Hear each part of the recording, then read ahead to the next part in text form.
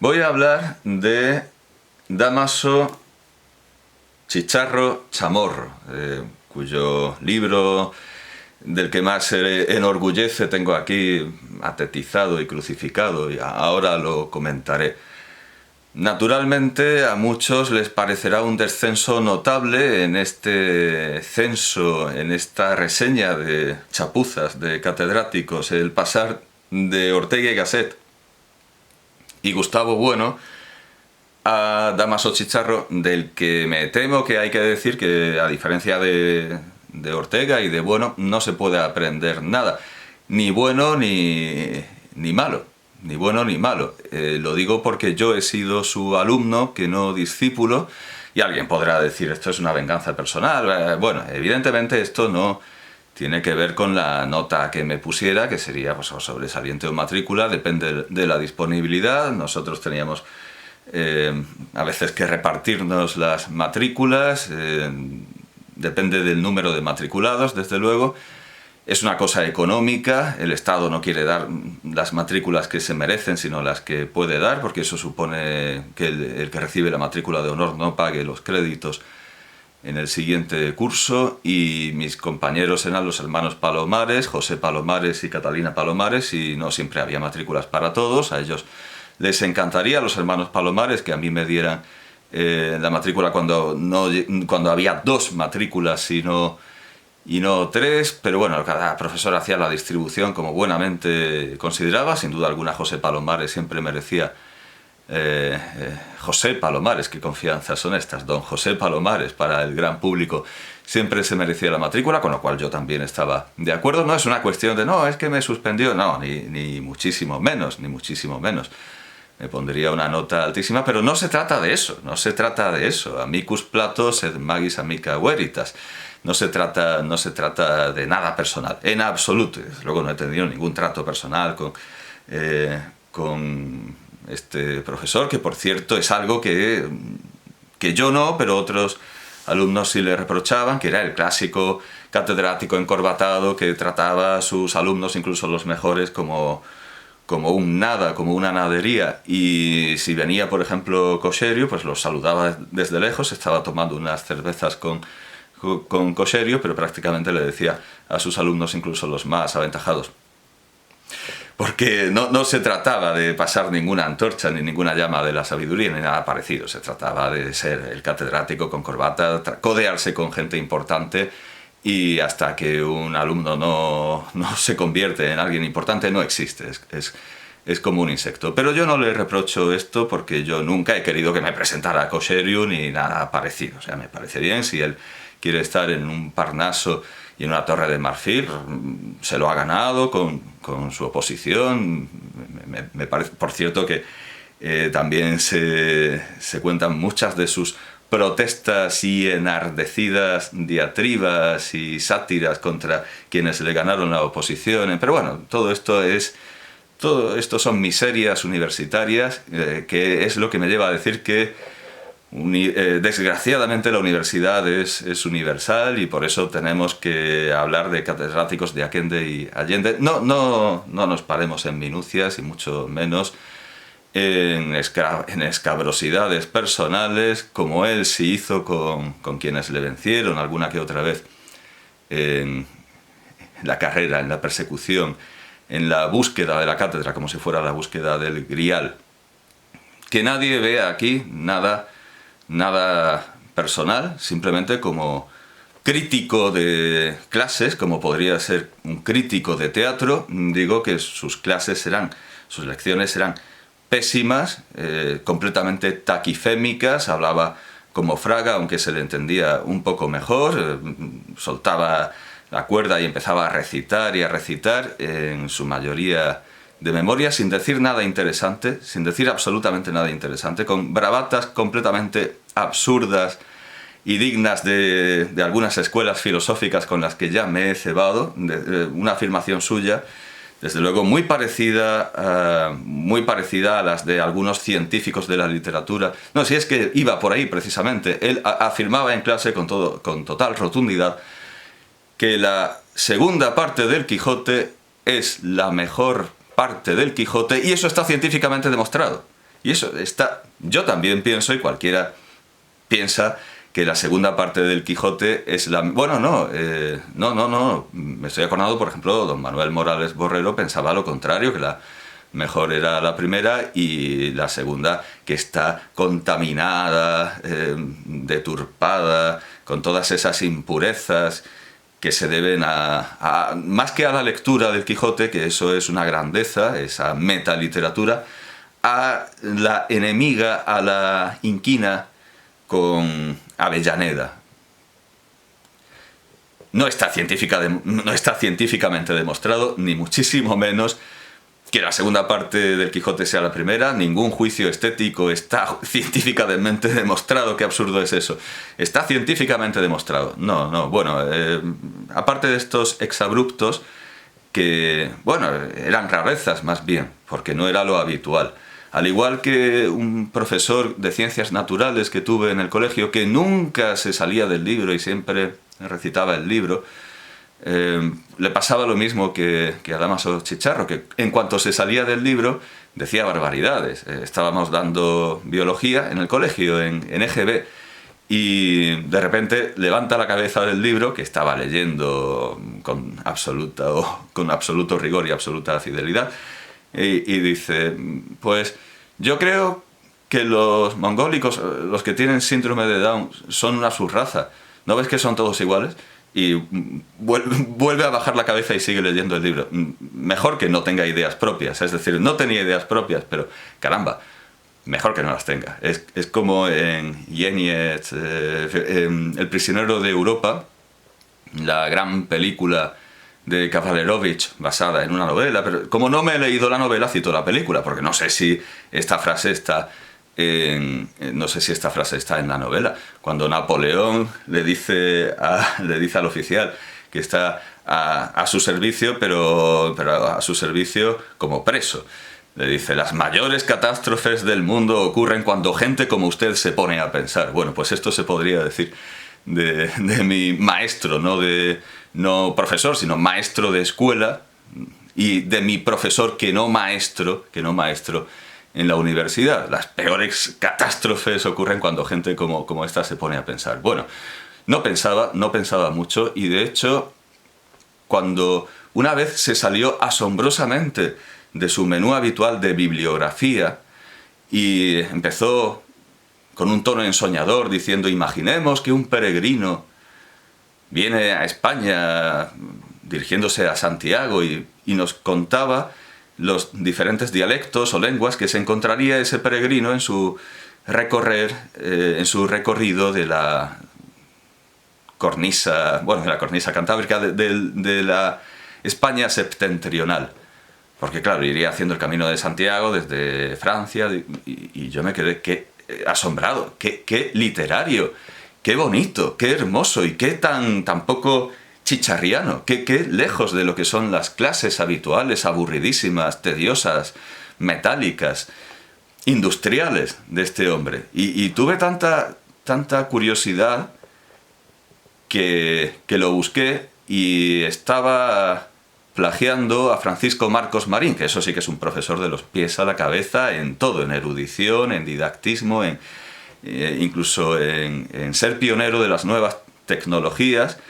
Pero es que paradójicamente Dámaso Chicharro Chamorro nos hizo leer un libro de Francisco Marcos Marín sobre filología informática, pero que estaba ya completamente desfasado y que no serviría desde luego ni al propio Marcos Marín. Bueno, ¿por qué nos hizo leer algo tan absurdo como un libro de Marcos Marín sobre cómo hacer filología con robotrones y ordenadores desfasados? Pues porque la gran pasión de Dámaso Chicharro era la bibliografía. Lo cual en principio no me parece mal. De hecho es algo que a los bolonios, a los colegiales de España se nos suele atribuir y autoatribuir, porque, bueno, yo ya he dicho muchas veces que el peor género de humor, incluso peor que el humor que se pueda atribuir a los arrieros, a los camioneros, a los militares, el humor cuartelero es uno de los peores. Yo creo que el peor humor, sin duda alguna, como género, como generalidad, es el universitario. Es una variación, una derivación del humor cuartelero y lleno de testosterona, cuando no de resabios de bromuro. Ese humor horrible que es el cuartelero tiene una degeneración, conoce todavía una degeneración más, que es el universitario, donde lo que tenemos son como reclutas que encima se creen muy inteligentes y no lo son. Pongo como tristísimo ejemplo esa canción que yo creo que tiene que aparecer en Stico, de Jaime de Armiñán, es que sería lo suyo. Esa canción espantosa sobre la vaca lechera, esa variación, esa recercada, esa canción que contrahace la vaca lechera. Viva el derecho romano, que a la esclava manu mite y al esclavo... perdón, al revés. Viva el derecho romano, que al esclavo manu mite y a la esclava mite manu. Y yo creo que en Stico, tendría que volver a verla, pero yo creo que en Stico se hace ludibrio, se ridiculiza al típico universitario que dice no lo coges, mite manu. Por Dios, no nos avergüences más, ¿no? Esto nos da vergüenza ajena. Bueno, yo creo que el peor humor, con diferencia es el universitario. Pero los bolonios son tan prodigiosos que ese humor espantoso estudiantil, de estudiantina también, de ese humor de tunos, porque claro, los tunos son universitarios, logró subvertirlo, y una canción soez, espantosa, los estudiantes que llegan preguntando por la patrona, y le dieron un giro completamente inesperado y fantástico. Los colegiales de España, cuando llegan a la hostería, preguntan a la patrona dónde hay bibliografía. Bueno, pues la bibliografía sin duda alguna es importante, pero es importante si se lee, no si se memoriza. Y Dámaso Chicharro nos hacía memorizar la bibliografía, y luego, paradójicamente, cuando hubiera sido oportuno citar la bibliografía, es decir, de dónde se estaba sacando la historia del peregrino, no citó a Marcos Marín. Ahí la bibliografía no, porque claro, entonces se desmontaría toda su clase, que sus clases son retales de otros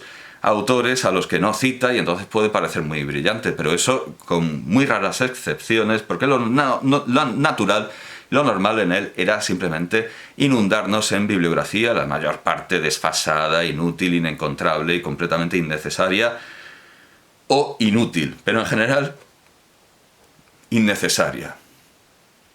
Es cierto que la parte de los historiadores antiguos podía estar bien, pero vamos, ya nos había dado una magnífica bibliografía de libros que nadie consulta y debería, don Manuel Morales Borrero. O sea que era bibliografía en general innecesaria, hiperespecializada, con todo lo ridículo que tiene lo hiperespecializado. Y una prueba de este carácter universitario hiperespecializado de Dámaso Chicharro era que una vez nos obligó a anotar el libro de historia medieval de un historiador que sí existe, es medianamente conocido, que se llama Hitchcock, y él alborozado dijo: ¡sí, Hitchcock! Como el de la película.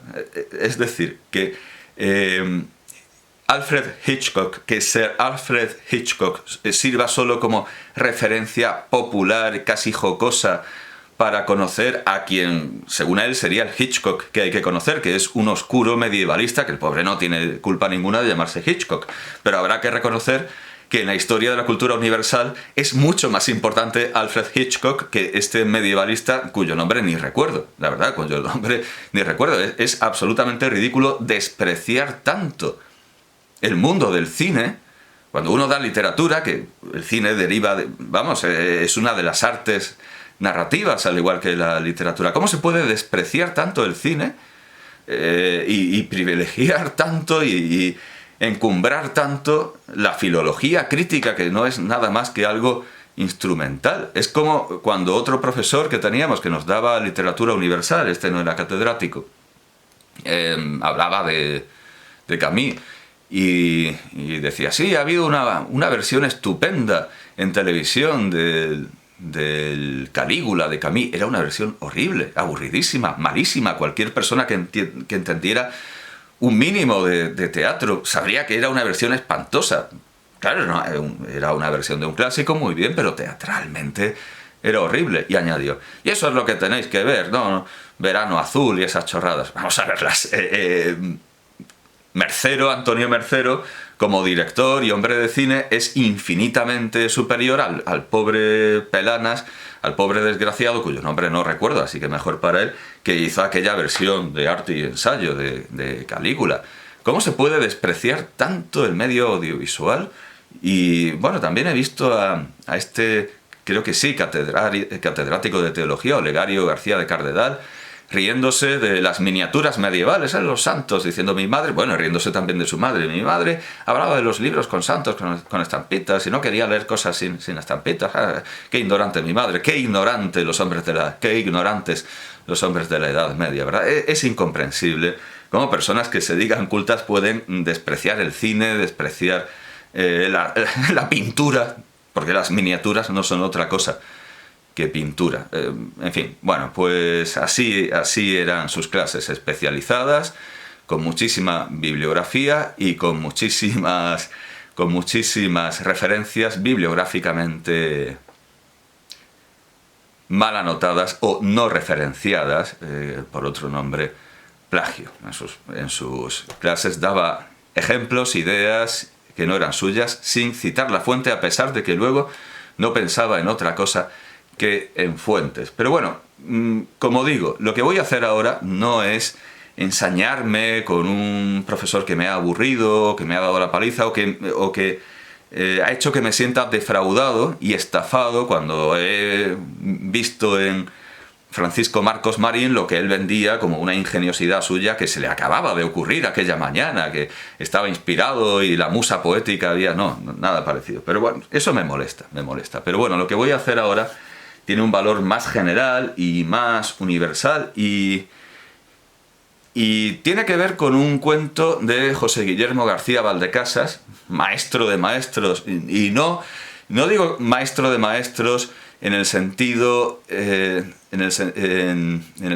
del superlativo semítico, ese superlativo que se hace con el genitivo, el cantar de los cantares, Shir HaShirim, el cantar de los cantares, como el cantar más importante, más bello, el cantar sacrosanto, que es lo que finalmente dice la tradición rabínica, más que... Porque hubo una traducción que lo traducía con total tranquilidad como el cantar más bello. Hombre, no. Primero que no es solo el cantar más bello, sino el más importante y el más santo.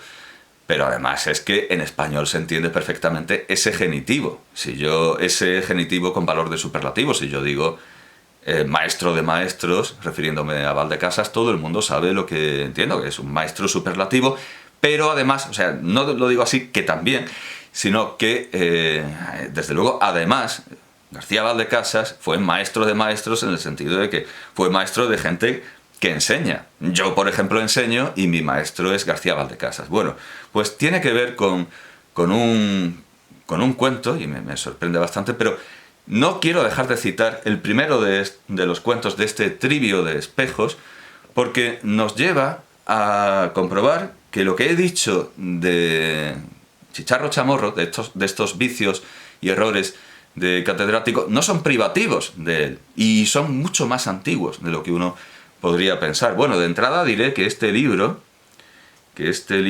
es de 1991, o sea, mucho antes de que me diera clase Chicharro Chamorro. Bueno, no mucho, pero sí, anterior.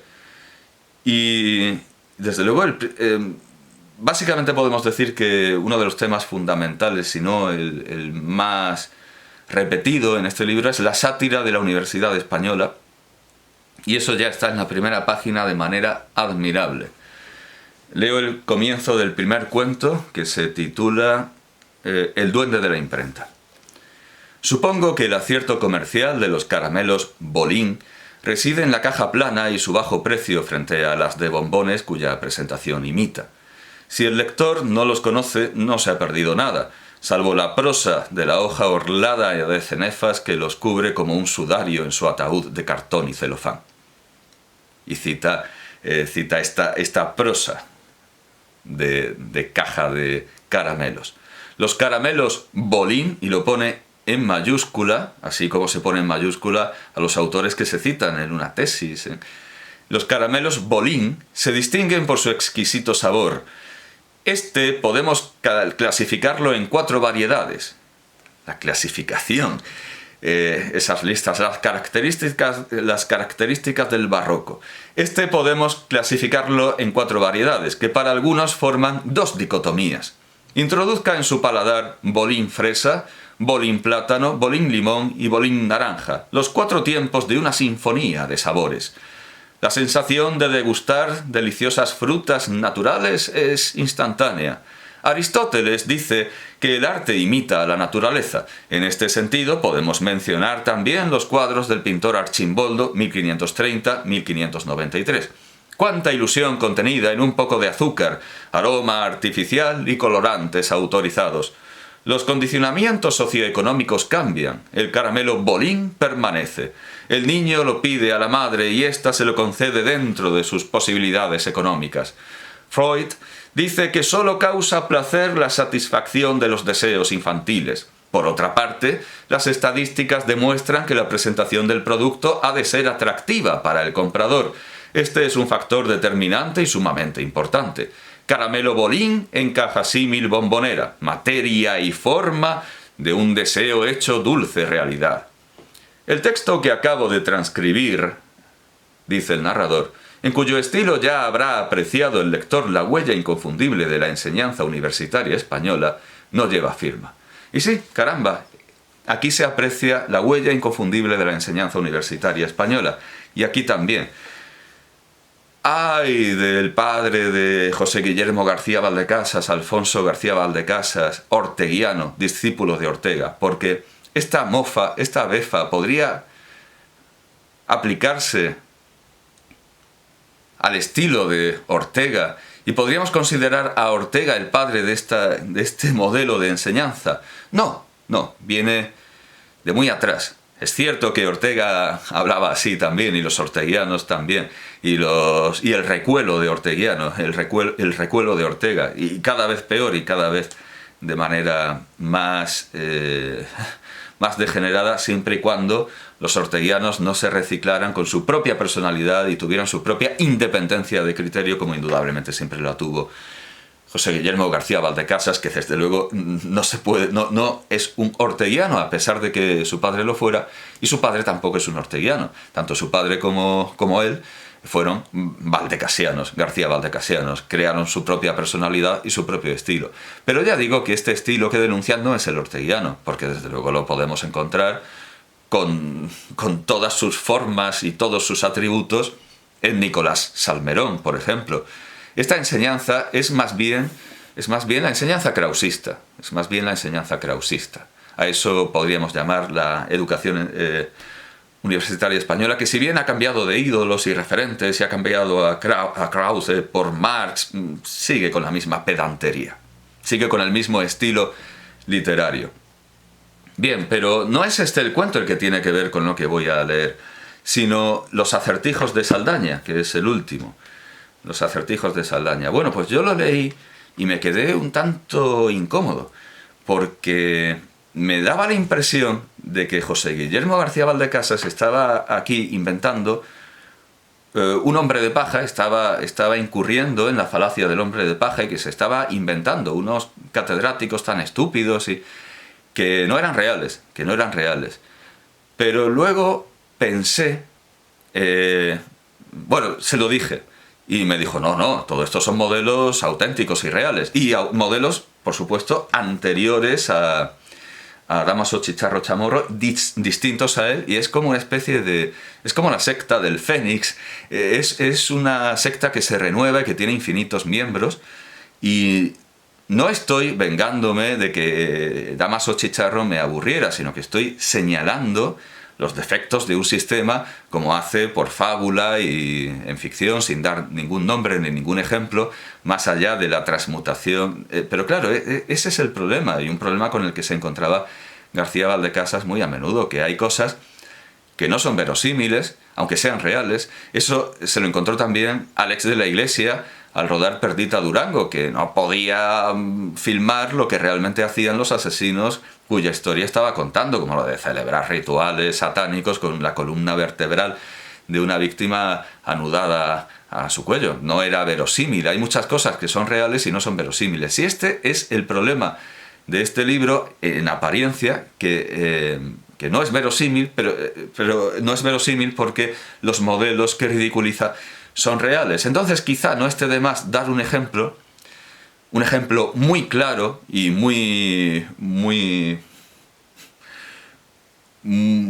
con mucha puntería, que demuestre que esto no es inverosímil, todo lo contrario, es una sátira realista. Y en Los acertijos de Saldaña, precisamente, encontramos algo que a mí me pareció inverosímil, que era que los filólogos, los críticos y los expertos en literatura del siglo XVII no conocieran el significado de la palabra contrahacer, que es clave en este libro. Digo, no puede ser, no se puede sostener argumentalmente, no es el pilar fundamental, pero es un pilar importante. No se puede usar como un pilar maestro, como un muro, ni siquiera como un muro de carga, pero como una pieza importante en la estructura narrativa. No se puede usar como un elemento sustentante algo que es inverosímil, como que los críticos de la literatura del siglo XVII no sepan lo que significa contrahacer y caigan en un equívoco tremendo.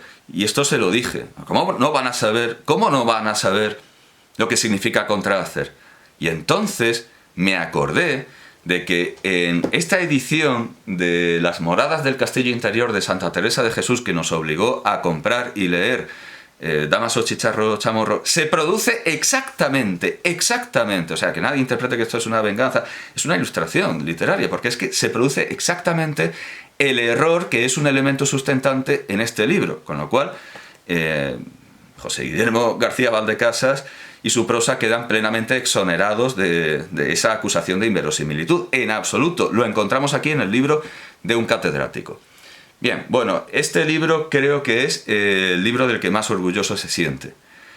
De hecho, hizo una edición en tiempos, como diría Gustavo Bueno, en tiempos, y siempre contaba que lo había felicitado, pero en realidad lo había saludado Dámaso Alonso. Así como los funcionarios reales de tiempos faraónicos, si recibían una carta del faraón, pues la escribían con letras de oro, la esculpían en su tumba y el faraón me ha escrito una carta. Bueno, pues una de las glorias, que esto lo honra, ¿verdad?, que reconozca a los maestros, una de las glorias que tenía Dámaso Chicharro y que nos contaba como una gloria, era que lo había saludado Dámaso Alonso. Bien, está en principio bien, o sea, está en principio bien. Que en una reunión Dámaso Alonso lo reconoció y lo saludó alborozado diciendo: hombre, Dámaso el de la Santa, como diciendo, es que éramos dos Dámasos, Dámaso Alonso y yo. Y yo era el de la Santa, el de Santa Teresa. Bueno, todo esto estaría perfecto si no lo embarrara, si no lo ensuciara, haciendo una semblanza de Dámaso Alonso, intentando aparentar más conocimiento y confianza de la que tenía, y diciendo cosas como: sí, Dámaso Alonso, yo lo conocí, putero de pro. Ese tipo de decir cosas espantosas para sentirse importante, decir cosas inconvenientes del famoso para sentirse por encima del famoso, eso embarraba todo lo noble que hubiera podido haber del recuerdo de ese saludo de Dámaso Alonso. O sea, me parece espantoso. Es decir, sí, era un putero. Son cosas que no se deben decir en una clase y que son censurables, las diga Dámaso Chicharro o las diga Juan Ramón Jiménez, que era muy dado a esto y de hecho le retiraron muy sutilmente, le dijeron que dejara de dar clase, que descansara, porque sus clases eran todas de exabruptos contra sus compañeros de generación o sus epígonos, y todo era decir que Antonio Machado no se cambiaba nunca los zapatos y andaba errado como un ánade, parecía que estuviera errado, como parecía que tuviera herraduras, y que se fue a sentar en un lugar de su apartamento y había un huevo frito, hay un plato de un huevo frito abandonado, y así de todos sus compañeros. Entonces la universidad le dijo que no hacía falta que diera clase, que lo liberaba de la docencia, que hiciera lo que quisiera, porque todas sus clases eran de maledicencia.